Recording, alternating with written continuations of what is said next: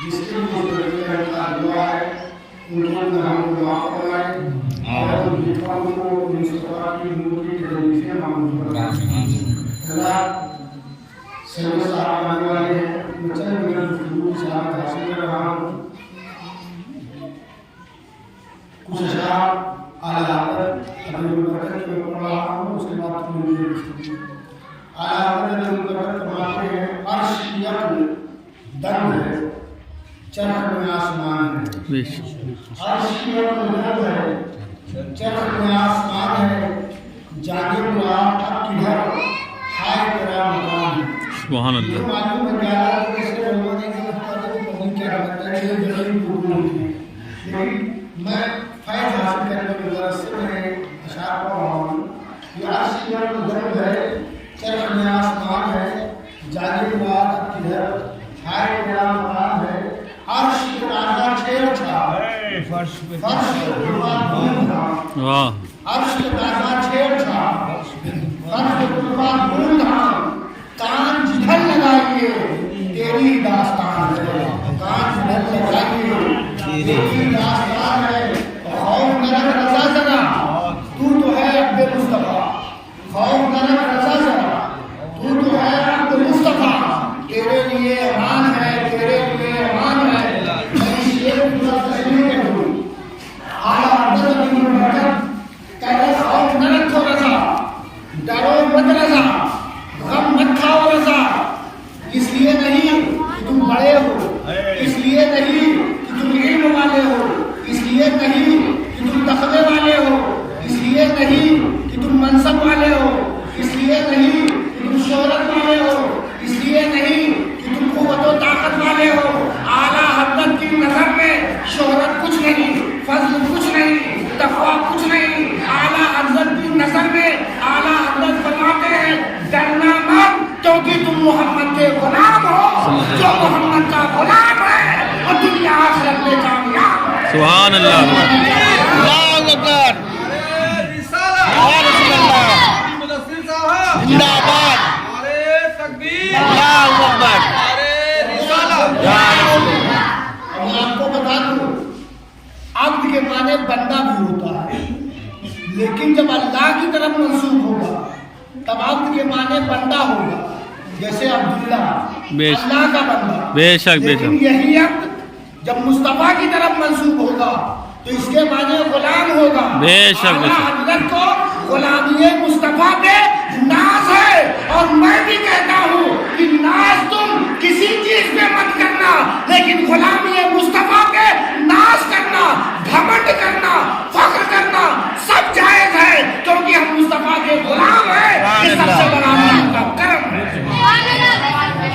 اور کہتے ہیں جب تم رسول کے غلام ہو تب تو تیرے لیے امان ہے۔ سبحان یہاں پر اللہ، ایک بات میں بیان کر دوں، لفظ کی جو ہے حرف کی گنتیاں ہوتی ہیں، جیسے ابجد الف سے یاء تک جتنے حرف ہیں سب کی عدد ہے، گنتی ہے۔ جیسے الف کی 1، بے کی 2، جیم کی 3، دال کی 4، چھوٹے ہا کی 5، واو کی 6، زا کی 7، بڑا ہا کی 8، تو کی 9، یا کی 10، کاف کی 20، لام کی 30، میم کی 40، نون کی 50، قاف کی 100۔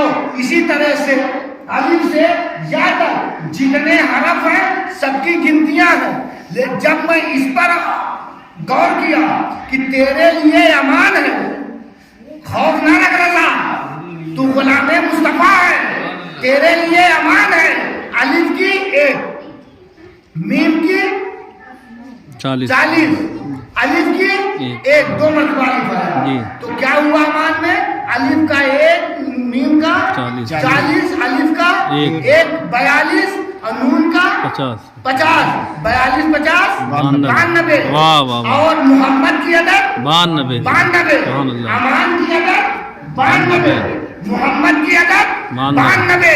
اعلیٰ حضرت فرماتے ہیں رضا ڈرو نہیں، تم غلام مصطفیٰ، تیرے لیے امان ہے، تیرے لیے محمد ہے، تیرے لیے محمد ہے، اور جس کے لیے محمد ہے وہ بے خوف ہوتا ہے کبھی عبد القادر بن کر، وہ بے خوف ہوتا ہے کبھی مخدوم اشرف بن کر، وہ بے خوف ہوتا ہے کبھی خواجہ معین بن کر، وہ بے خوف ہوتا ہے کبھی والی علی بن کر، وہ بے خوف ہوتا ہے کبھی ولی اللہ بن کر، کبھی احمد رضا خان بن کر۔ سبحان اللہ، اس لیے ضروری ہے ہماری زندگی کی پونجی مصطفیٰ کی غلامی ہے، یہی بچ جائے تو ہم سمجھیں کہ ہمارے پڑھنے میں سب کچھ ہے۔ سبحان اللہ، سبحان اللہ۔ اسی کو نکالنے کے لیے نت نئے فتنے، نت نئے بھیس میں لوگ آ رہے ہیں کہ یہ پونجی نکال لی جائے، لیکن میرے بھائی جو مولانا بلال صاحب کہہ رہے تھے ان کا مقصد یہی تھا کہ انمول موتی ہے، انمول پونجی ہے، اس پونجی کو اپنے سینے میں رکھنا اور سب کچھ چلا جائے یہ پونجی نہ جانے پائے۔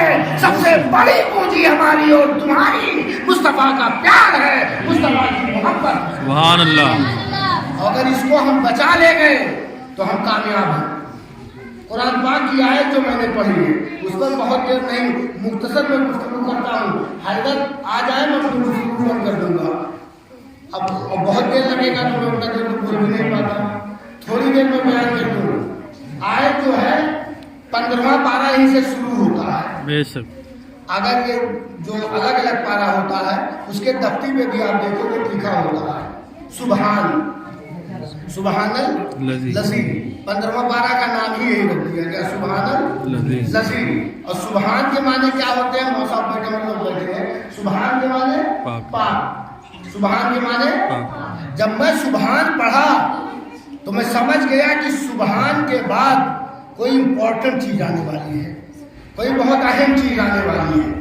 جب میں سبحان پڑھا بعد میں ذہن میں آ گیا کہ سبحان کے معنی بعد اللہ یہ فرمانا چاہتے بندو جو میں آپ بیان کرنے جا رہا ہوں وہ بہت اہمیت والا ہے، بہت ہی خاص چیز ہے، بڑی امپورٹنٹ ہے، اپنے ذہن سے نکال دو۔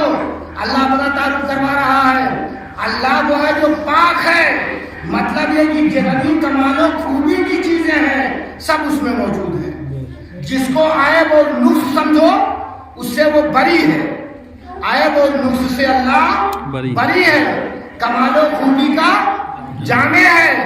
کمال و خوبی جن جن چیزوں کو سمجھو وہ اللہ میں موجود، اور جو عیب ہو اللہ میں نہیں، یہ دماغ میں رکھ لینا کیونکہ بہت اہم چیز آنے والی ہے۔ اور وہ اہم چیز ہے کیا؟ اسرا بعبدہ لیلا من المسجد الحرام الی المسجد الاقصی، اپنے بندے خاص کو رات کے حصے میں حرم سے اقصی لے گیا۔ کون لے گیا؟ اللہ جو پاک ہے۔ بے شک۔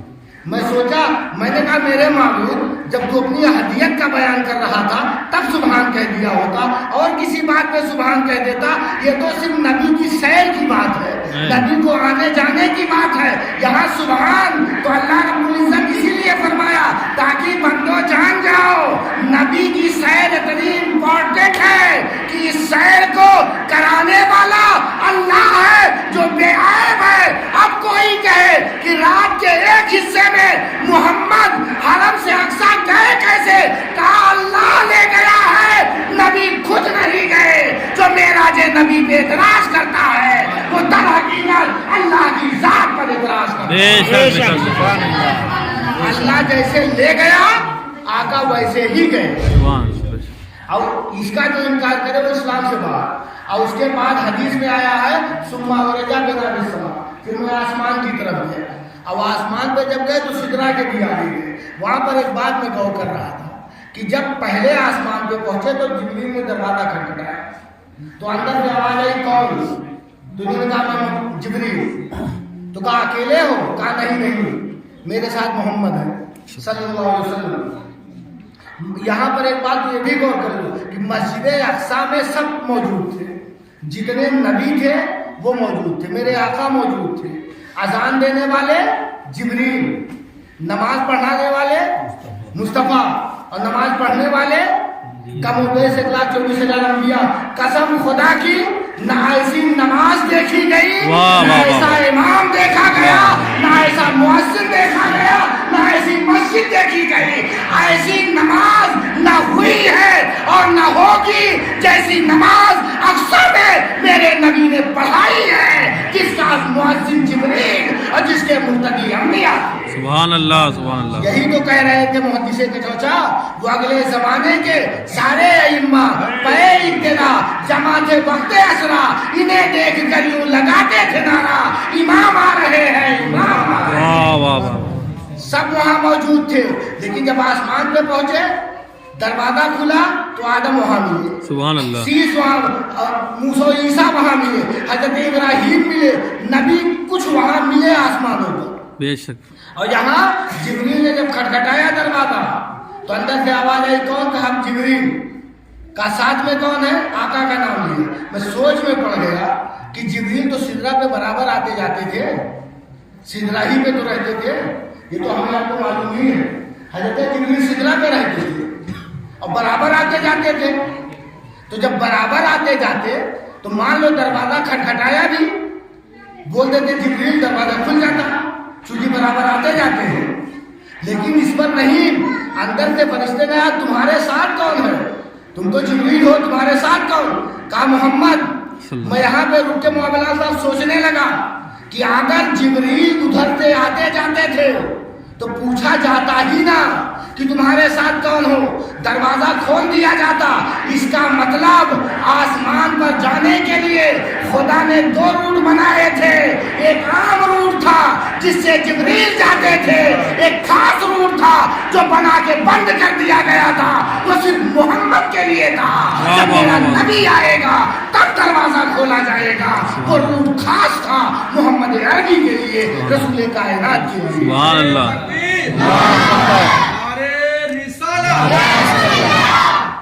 معلوم ہے دروازے پہ اندر گئے، 1 2 3 4 5 جتنا دروازہ تھا سب سے آپ گزرتے گئے، اس کی تشریح نہیں کروں گا۔ آقائے دو جہاں صلی اللہ علیہ وسلم سدرہ سے بھی آگے گئے، جبریل وہاں رک گئے، یہ بھی آپ نے سنا۔ وہاں پر جب پہنچے تو اللہ نے کہا کیا لائے ہو؟ اس میں بڑے نقطے میں سب نہیں بیان کر پاؤں گا، کہا لائے کیا ہو؟ تو نبی نے فرمایا التحیات بے شک۔ للہ والصلوات والطیبات۔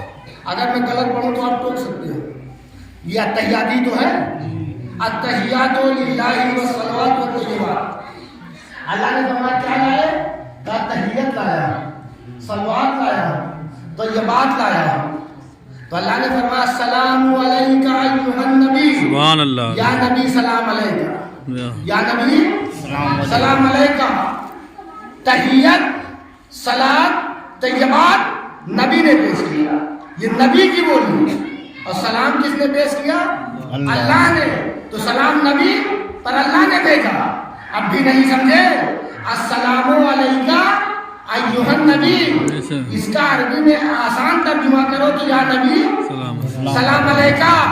اب میں سوچنے لگا کہ نمازیوں ذرا غور کرنا، جو تم التحیات میں پڑھتے ہو یہ اللہ و رسول کے بیچ کی بولی ہے اور فرشتے کی بولی ہے، اس میں وما علینا وعلی عباد اللہ الصالحین بھی ہے۔ اب ایک بات بتاؤ مجھ کو، ایک بات بتاؤ کہ نماز میں التحیات پڑھتے ہو کہ نہیں؟ کہ کچھ لوگ ایسے ہی التحیات نہیں پڑھتے، سب پڑھتے ہیں۔ التحیات بغیر نماز ہی نہیں ہوگی، التحیات بغیر نماز ہی نہیں ہوگی۔ اب التحیات میں ہے کیا؟ نبی کی بولی، اللہ کی بولی۔ اور پہلے اللہ یہ چاہتا ہے میرے بندے انی بچہ تو وجیہ الذی پڑھ لیے تو نیت باندھ لو، نیت باندھ لیے مجھ پر ثنا پڑھ لو، پڑھ لیے پھر تلاوت کرو، کر لیے میری کبریائی بولو، اللہ بولو، کر لیے پھر سبحان ربی العظیم بولو، مجھ کو بول لیا، پھر تمہیں میری تعریف کرو، کر لیے وہ بھی، پھر تم سجدے میں جاؤ، سمپورن طریقے سے سرنڈر کر جاؤ، کر لیا پھر تم میری کبریائی بولو، اللہ اکبر کہو، کر لیا پھر تم مجھے سبحان ربی الاعلیٰ بولو، سبحان ربی الاعلیٰ بولو۔ نماز تو ہو گئی، نماز ہو گئی۔ عبادت کے لیے خدا کی کبریائی ضروری ہے اور نماز کی قبولیت کے لیے محمد پہ سلام ضروری ہے۔ جب تک سلام نہ پڑھو گے نماز قبول ہوگی نہیں۔ کیا بولو؟ سچ یہی ہے، تم نماز بچانا چاہتے ہو تو نبی پہ سلام پڑھو۔ ہم نماز کے آخر میں सलाम नमाज कबूल करते हैं, करवाते हैं सलाम पढ़ करके, और मिलाद के आखिर में सलाम पढ़ करके हम अपना मिलाद कबूल करवाते हैं। तो नबी के लिए पढ़े। सुभान अल्लाह, अगर सुभान कोई कहा कि आप आखिर में सलाम क्यों पढ़ते हो, उससे पूछेगा बेटा तुम नमाज में आखिर में सलाम क्यों पढ़ते हो? जब नमाज में सलाम पढ़ने में एतराज नहीं, तो फिर मिलाद में सलाम पढ़ने में एतराज कैसा? बेशक बेशक। कुछ लोगों ने कहा वो पढ़ता तो हूँ, बैठ के पढ़ लेता हूँ। तो मैंने कहा खड़ा होकर पढ़ने में कहीं मना किया गया है क्या? कहीं रोका गया कि खड़े होकर ना पढ़ो? कहा नहीं, कहा नहीं गया, इसलिए नहीं पढ़ता। तो मैंने कहा अच्छा एक बात बताओ, हाफिज अगर तरावी पढ़ा रहा अब 23वें पारा पे पहुंचे और कहने लगे सलामुन अला इब्राहिम, सलामुन अला नूह, सलामुन अला यासीन, सलामुन अला लूत, सलामुन अला हूद, पढ़ो आप है, ये सब कुरान में है। बेशक और बेशक। 23वां पारा खड़ा खड़ा पढ़ रहा था और सलामुन अला इब्राहिम आया, या इब्राहिम सलाम अलैका, या नूह सलाम अलैका, या इदरीस सलाम अलैका, या यासीन सलाम अलैका। खड़े खड़े वो पढ़ रहे हो, तुम खड़े खड़े सुन रहे हो। तो जब नमाज में खड़े होकर सलाम पढ़ रहे हो तो नमाज के बाद सलाम खड़ा होकर पढ़ना गुनाह नहीं है। ये सलाम ऐसी चीज है जो वाकई में हमें चाहिए कि हम नबी पर खूब पढ़ा करें। बेशक सुभान अल्लाह। और इसी हवाले से एक आखिरी बात बयान कर दूं। आका जब लौटे तो नमाज वापस लेके आए थे, उसमें मूसा साहब की मदद से जो है वो कम भी हुआ है, 50 से 45 हुआ। यहाँ पर मैं एक चीज बयान करना चाह रहा हूँ, नमाज तोहफे में मिली, नमाज तोहफे में मिली। नमाज देने वाला कौन? अल्लाह। लाने वाले कौन? रसूल अल्लाह। पाने वाले कौन? हम। ये तीन है, एक देने वाला, एक लाने वाला, एक पाने वाला, ये तीन है।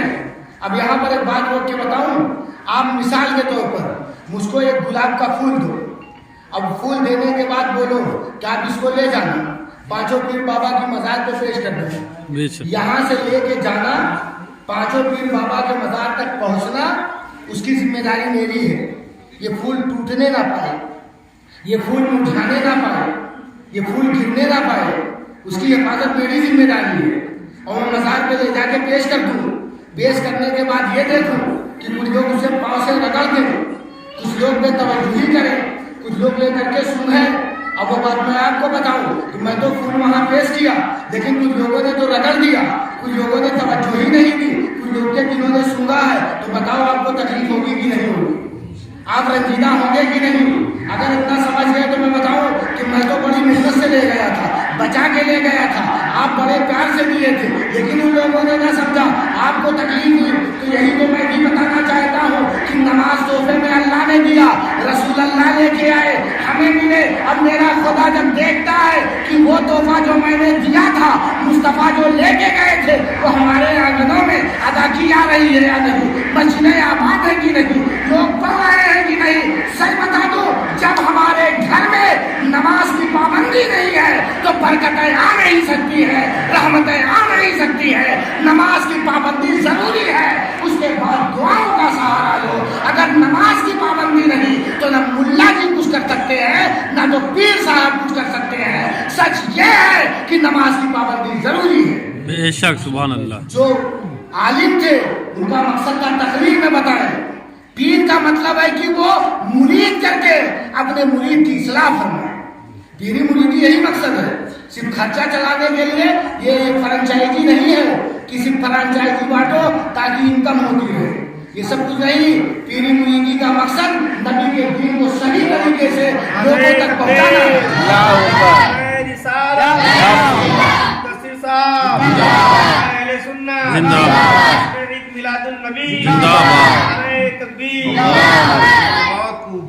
ये चीज लाजमी और जरूरी है। इसी के हवाले से ये दर्द हमें हो ना हो, गौसे आजम को बहुत है, मखदूम अशरफ को बहुत था, वारिस अली को बहुत था, ख्वाजा पाक को बहुत था। इसीलिए इन लोगों ने अपना घर द्वार छोड़ दिया था ताकि उम्मत बिखरने ना पाए, उम्मत टूटने ना पाए। उम्मत को बनाया है मेरे नबी ने, बचाया है हसन और हुसैन ने, ख्वाजा मुईन ने, इन लोगों ने बचाया है। और उसको मानना और उस पर अमल करना हम अहले सुन्नत वल जमात की जिम्मेदारी है। बेशक। सरकार को से पाक के पास एक आदमी आया, कहा कि ऐसा है कि کہ حضور کماتا بہت ہوں برکت نہیں ہو، سکون نہیں ہے. سرکار غوث پاک مراقبہ کرتے ہیں، بہت بڑے پیر تھے. انہوں نے دیکھا، اس کے بعد کہا ایسا کہ چلے جاؤ گھر پہ. پوچھا نماز پڑھتے ہو؟ کہا ہاں پڑھتا ہوں. گھر میں؟ کہا پورا گھر نماز پڑھتا ہے. پھر حضرت نے دیکھا، کہا اچھا جاؤ گھر کے مین دروازے پہ پردہ لگا دو، گھر کے مین دروازے پہ پردہ لگا دو. پھر آؤ بتاؤ. پردہ لگایا. ایک ہفتے بعد واپس لوٹ کے آیا، خوش ہے. حضرت کرم ہو گیا، آپ کی مہربانی ہے، اب برکت ہو رہی ہے، سکون آ گیا ہے، چین آ گیا ہے، پریشانی دور ہو گئی ہے، حاجت پوری ہو گئی، گھر میں خوشحالی ہے، سب خوش ہیں. لیکن حضرت ایک راز تو بتا دو، آپ نے تعویذ نہیں دی، آپ نے دعا نہیں دی، آپ نے ڈنڈا نہیں دیا، کچھ نہیں کیا. آخر ہوا کیسے یہ انقلاب؟ کا بات یہ ہے بیٹا، جب میں نے مراقبہ کیا تو یہ دیکھا کہ جب تیرا پورا گھر نماز پڑھتا ہے تو وجہ کیا ہے؟ تو میں نے دیکھا تو تیرے دروازے سے ایک بے نمازی جاتا تھا، تیرے دروازے سے ایک بے نمازی جاتا تھا. اس بے نمازی کی پرچھائی تیرے گھر میں پڑتی تھی تو برکت چلی گئی تھی. جب تم پردہ لگا دیا تو بے نمازی کی پرچھائی نہیں پہنچتی، اس لیے برکت آنے لگی. غوث پاک کے نام پہ 11ویں کرنے والوں، غوث پاک کے نام پہ نعرہ لگانے والوں، غوث پاک کے نام کی مالا جپنے والوں، غوث پاک کا مشن ہے کہ گھر گھر میں نمازی ہو، ایک فرد بھی نماز سے خالی نہ ہو. یہ غوث اعظم کا مشن ہے. تکبیر، رسالت، رسالت، وزیر صاحب، اہل سنت، تکبیر.